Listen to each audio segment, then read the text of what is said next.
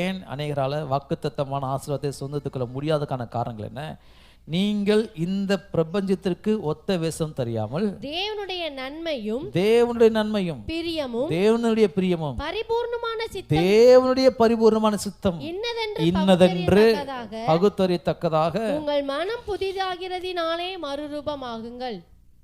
உங்கள் மனம் புதிதாகிறதுனாலே, நல்லா கவனிங்க, ஏன் ரட்சிக்கப்பட்டு பல வருஷம் சர்ச்சில் தான் இருக்கிறாங்க, ஆனால் வாழ்க்கை மாறாததுக்கான காரணம் என்னன்னா, அவங்க மனம் புதிதாகலை, அவங்களுடைய எண்ணங்கள் இன்னும் செய்யல, எதை புரிஞ்சுக்கல.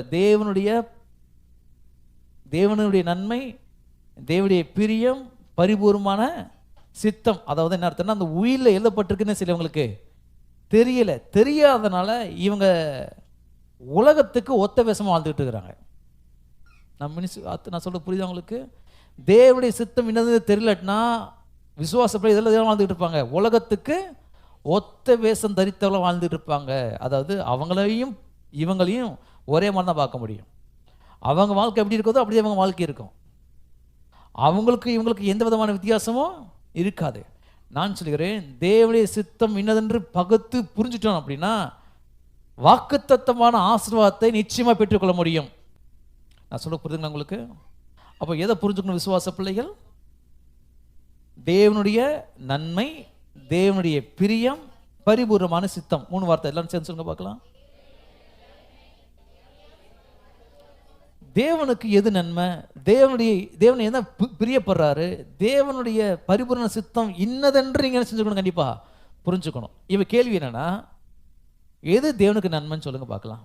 ஏன்னா ஆனால் இந்த கேள்வி கேட்பாங்க, தேவ சித்தம் எனக்கு தெரியல சார், தேவ சித்தம் எதுனே எனக்கு தெரியல. அந்த எதுனே தெரியலன்னா இதில் வாழ்ந்துருவீங்க. நீங்கள் உலகத்துக்கு ஒத்த வேஷமாக வாழ்ந்துக்கிட்டு இருப்பீங்க. உங்களுக்கு என்ன இருக்காது, ஒரு பெரிய வித்தியாசமே இருக்காது.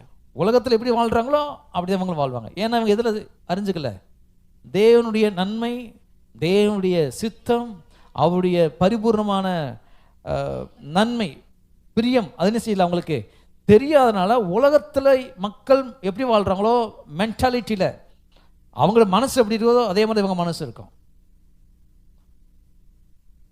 ஆண்டவர் சொல்றாரு, ஆபிரகாமின் குமாரத்தின் காமிச்சார். அப்புறம் அவங்க அந்த அம்மாவுக்கு புரியுது, நான் ஆபிரகாமின் குமாரத்தில நான் இதெல்லாம் வாழ வேண்டிய அவசியம் இல்லை, பலவீனத்தில் வாழ வேண்டிய அவசியம் இல்லை. அப்போ அந்த அம்மாவுக்கு எப்போதான் தெரிஞ்சிச்சு தேவனுடைய நன்மை, தேவனுடைய பிரியம், தேவனுடைய பரிபூர்ண சித்தம். நான் ஆபிரகாமின் குமாரத்தின் தெரிஞ்ச பிற்பாடு அந்த அம்மா அதுக்கப்புறம் அதில் வாழலை.